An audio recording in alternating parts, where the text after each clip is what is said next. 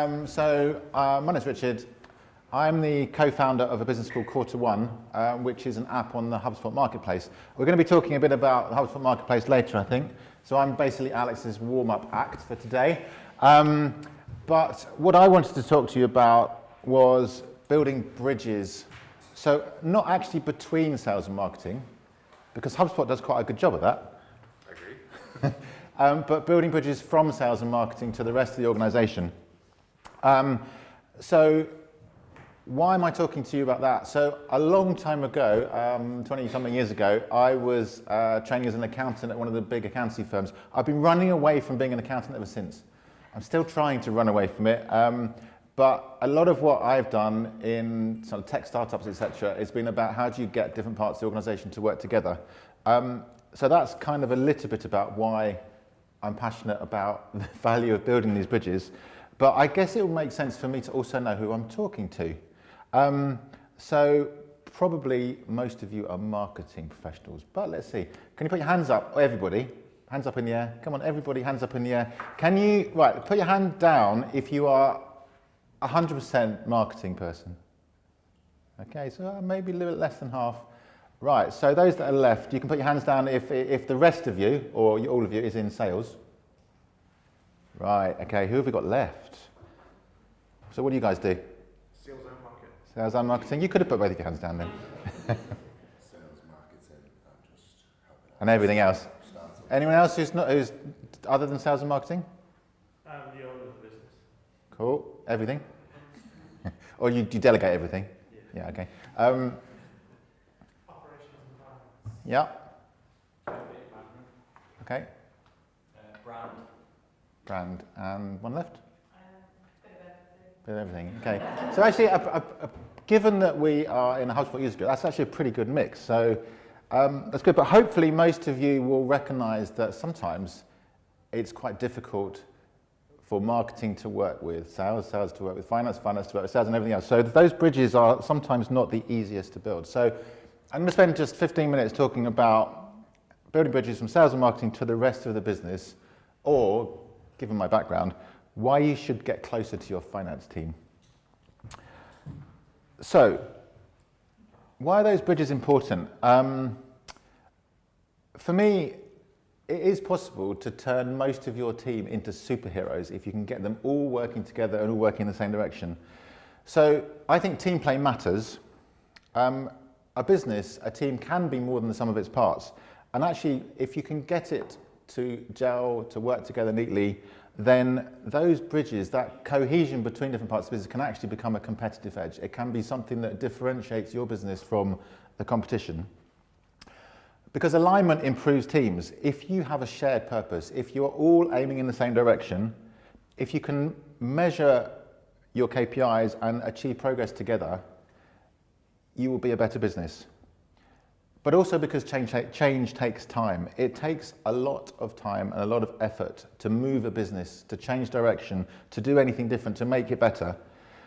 If you can all ensure that you're heading for the same place, and not only the same place, but that you want to get there at the same time, it's more likely that you will succeed as a team and therefore succeed as a business. So that's why I think that building these bridges is important. I hope that resonates a little bit with some of you. So, I mentioned superheroes. This is my son's fault, sorry about this. But in talking about superheroes, it occurred to me that it's a bit like the Marvel's films. So getting a team of individuals who are all great at something to work together can be a nightmare. But if you can get them all to work together, they can be awesome. So I've picked 3 superheroes. If I had my notes on the screen, I'd actually be able to read them, but I don't, but anyway. We've got 3 superheroes, and one of them's going to be finance, one of them's going to be sales, and one of them's going to be marketing. Any guesses? Which one's which? So let's just think about it. So Black Widow, pretty much good at everything. Very strong-minded. Probably got the best of all of the superhero traits, to be honest. But very single-minded, very determined. Thor, really powerful, but extremely arrogant. I mean, let's be honest. I don't know whether you think which department that could be, but a little bit arrogant. doesn't really think too much, goes straight in, gets things done. And then we have Thor, complete split personality. One day, nice and calm, collected, easy to talk to. Another day, angry as hell. Really someone you do not want to be in the same room as. And you're never quite sure which one's which. So, finance, sales, marketing, I don't know which one you think is which. But just for the rest of these slides, I'm going to have a go and pick them. Don't worry about the notes if you can't find them. I'll just make it up.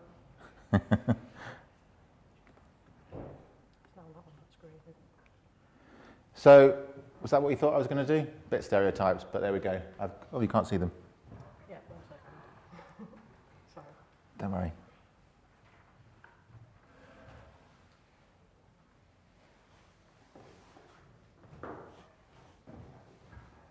Don't worry.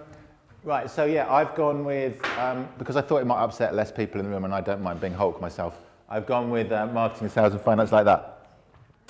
So, I think the real question is, can we be a team of superheroes? So, that's my management meeting. Yeah, most of the superheroes there. Have you been in a meeting a bit like that? It seems like most of the ones I've been in. But it is possible to get teams of people with different strengths to work together. So maybe let's talk a bit about how I think you can do some of that. So very quickly then, 6 steps to help build those bridges. As you can see, I've had a lot of fun with Lego figures. I got my son to put the pieces in and my daughter to take the photos, so I haven't actually done any work for this presentation at all. Right, so number 1, break down those walls. It is so easy for teams and departments to work in silos. They often sit separately. They might be in different parts of the office, they might be in different offices, they might be in different countries. So those walls, physical or not, are often there between departments, and you have to find some way to break them down.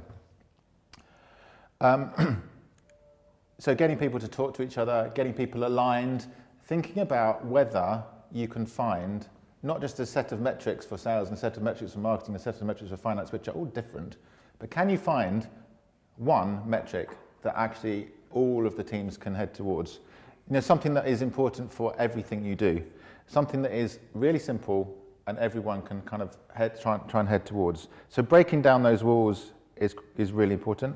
Think of ways to do it.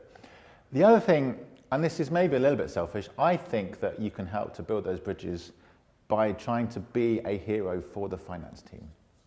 Now, what on earth does that mean? But just think about the systems that the finance team tends to use. Xero, QuickBooks, Sage, Navision, something like that. Really good systems to tell you what happened yesterday. Whereas the finance team are generally being asked by the management and the CEO, what's going to happen tomorrow? They don't have the tools to do that. So, you, as sales and marketing professionals, most of you, are sitting on a gold mine. You're sitting on information that's going to tell the business, or could tell the business, where it's going. If you can help give that information to finance in a way that they can digest, they get better at budgeting, they get better at understanding the business, and you can actually get more out of them because they understand what you're trying to do. So I think by lifting up the finance team, maybe not literally, but by lifting up the finance team and helping them do their job better, it really helps to build those bridges. Stretching a bit with this image, sorry. I also think it's important to think about metrics as relative. If any of you try and describe your business to me today and tell me that you sell 1,000 widgets a month, I've got no idea whether that's good or bad or indifferent. But improvements or changes are actually really useful to understand where you're going. So looking at metrics and how they change, for me, is key. But the only way to look at metrics and see how they change is to understand where they were, where they are, and where they're going. So trying to join up that information about where you've been, and that's probably where the finance team have got the data, and where you're going, and then looking at how things are changing actually really helps. If you can look at metrics and performance and compare something that you're planning to something you've done, it makes it so much easier to build those bridges and to talk about and have the same kind of language between the different departments. All right, that's my son's toy. No. So it's also really important to understand your speed as a business. So the easiest thing to think about at speed is sales velocity. I guess it's a concept that most of us understand, but in my simple terms, sales velocity is a combination of 4 things. How many leads are coming into the business every month? How much are they each worth? How many of them are you closing? And how long does it take to close them? If you can break down the speed of your businesses into things like that, you can really understand how fast you move as a business. And you can start to work out which dials you want to turn, which dials you want to invest in. And what's quite nice is that also starts to bring together the whole of the business. It brings together the different departments, because if I go to a CFO and say, can I have a bit more budget? They'll probably say, actually, we were thinking about reducing your budget this year. But if I go and say, look at our metrics, I think I can improve conversion by 5% by doing X, that is a much easier conversation to have. So understanding your speed as a business and what you might do about it, another great way to build those bridges. Sounds a bit the same, this one, how fast you can change. But for me, this is less about how fast the sales team moves, the marketing team moves on a daily basis. This is about how quickly you can change direction. You know, a canoe can change direction on a sixpence. What are they called? An oil tanker takes a long time to move. But only you know how quickly your business can move, how quickly it can change. But it's really important to understand that you all have to align around that. You all have to have an idea how long it takes to move a business, to improve a business. And then you can start to think about what you could do to improve that, to shorten the timescales, to work together to make things happen faster. Agile is a really easy easy word to use to describe a business, but doing it is hard. And for me, you can only be agile if all of the different elements of the team come together around something that they want to change. And finally, I think the idea of a finance team in a silo setting a budget is a really bad way to run a business. It's so important that people come together and come closer to the budgeting process around those purse strings. So how do you do that? I think you need to work with your finance team and actually come up with a business case for various things that you want to do. And a business case for me isn't a boring kind of 10-page document with a spreadsheet. It's just trying to make sure you convey your ideas about where you want to invest in a language that everyone understands. So getting closer to those purse strings, understanding the budgeting process, understanding how each other works is key. So there we go. They're my 6 steps to building bridges. And I think that illustration of if you want to improve something in your business, if you want to improve conversion rates, if you want to improve your acquisition rate, if you can think through all of those steps around, okay, what could we do differently? Where should we invest? How fast can we change? How long is it going to take to make this impact? And that should help you collectively come up with a kind of a justification for where you can get a return on investment for additional spend or maybe less spend. So they're my 6 steps. Of course, any of these things are actually done with a combination of technology and of people. So let's just quickly talk about both of those. How am I doing for timing, by the way? I forgot to put a stopwatch on. We're good? Yeah. You don't know how many more slides I've got. I don't know. So let's start with technology. So as I mentioned at the beginning, our view is that HubSpot has done an amazing job about bringing sales and marketing together. Fortunately, they're not quite stopping there. If you look at the HubSpot marketplace and the categories in there, unsurprisingly, category 1 marketing, category 2 sales. But there are an increasing number of applications that go beyond that. So customer success, productivity, finance, which we've been talking a bit about there. There are lots and lots and a growing number of applications that can help you take the benefits of HubSpot out further within the organization. That's the reason that we set up Quarter One. I'm going to talk about that in a second. But there are more and more of the tools are there to help you do that. And I think that if the CRM data, that forward-looking data, can be something that the finance team starts using, that other parts of the business start using, you can actually get a huge amount of more value out of the CRM. There's a bit of a gold mine in that data inside your CRM. I promise not to do a sales pitch, but I do have a slide on Quarter One. So Quarter One is a certified app partner on the HubSpot marketplace. So we look at the data inside the CRM. We focus on sales data, Sales Hub. And we do things with that data. So we do look at velocity metrics. So you log into quarter one and you can immediately see on the right-hand side how fast you're moving. So we break down those metrics, as I mentioned earlier. We also look at things like deal length. If you're a project-based business, it matters if you sell things that typically take 6 months to deliver. And that's a little bit more than just a close date. So we try to do things like that which bring that CRM data a little bit closer to something the finance team can understand. But it's really about understanding your CRM data at an overall level rather than looking at it deal by deal. So we start there. We also, and I mentioned kind of looking at relative performance, we think it's important to understand not just if you have a sales forecast, but how that forecast has changed. So those pretty little graphs in the middle, which I'm not expecting you to see at all, they look at how a forecast has changed from maybe the last time you presented at the board meeting to today. Whose deals are winning, whose deals are losing, and what slippage looks like. So for us, it was hard to find a business where slippage, close dates moving back, is not a big cost to their sales pipeline. So we look at that kind of thing. And then we forecast beyond the sales pipeline. So obviously your CRM tells us what your sales team are working on. But if you use those sales velocity metrics, you can start to predict how quickly the sales and marketing will add new leads beyond that. So you can predict beyond the 3, 4, 5 months, which typically a CRM will have visibility of. If you can close deals in 3, 4 months, it's quite likely that 6 months out, there's nothing interesting in your pipeline. So we try to kind of look forward beyond that. So that's the kind of thing that quarter one does. And you can see that some of these things are actually trying to help build those bridges with a bit of tech. Yeah, and that's me. So I'm very happy to talk as long as you possibly want on that kind of thing. But people is probably more important than the tech. So there's a little quote from Campaign there. The reason for the gulf in each side's different priority, each side, finance versus the rest, agendas and timescales. The finance director thinks in terms of short-term quarterly results of keeping costs down and maximising return on investment. Boo.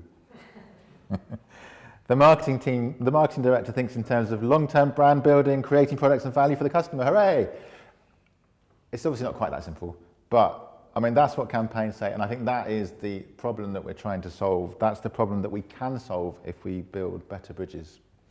And a couple of tips as to what you might do. I am serious when I suggest that you should invite your CFO to a marketing agency meeting. They might think you're mad, but they will get a lot out of it. I'm also serious when I suggest that anyone here in marketing goes to a finance meeting.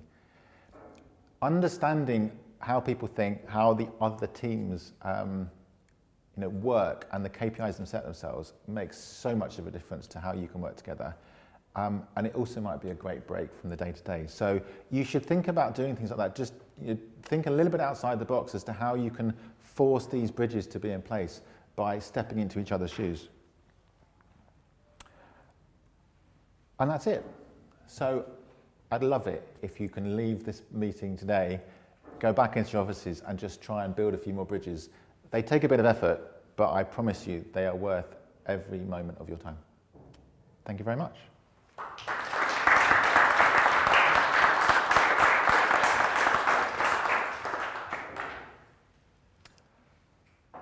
Do we want to do questions?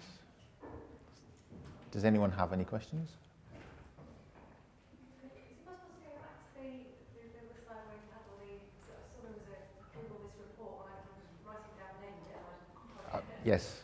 So my co-founder Michael has written a forecasting guide, how you should do sales forecasting, with or without quarter one. So you're welcome to, if you just Google that or go to our website, you'll find it. But, we try to do a bit of best practice guidance, and actually I